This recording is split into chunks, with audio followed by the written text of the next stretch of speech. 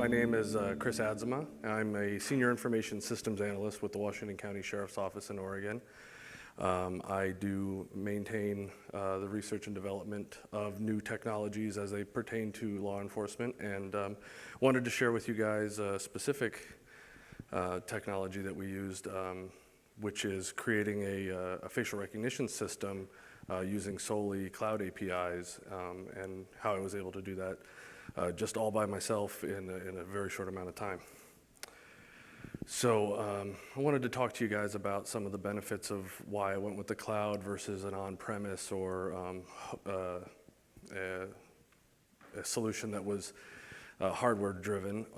Also talk about some of the current AI cloud offerings there are out there for facial recognition.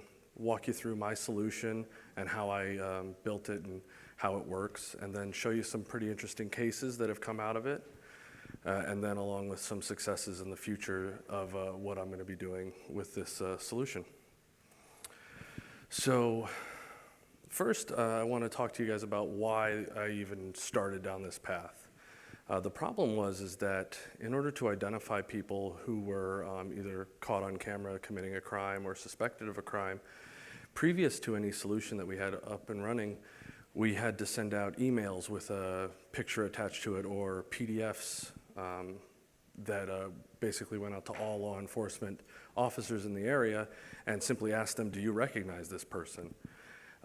We were then able to answer those if you knew who they were, but obviously the problems that arose there were that people didn't work 24/7, so you could go hours or days before a person who recognized that person would be on shift.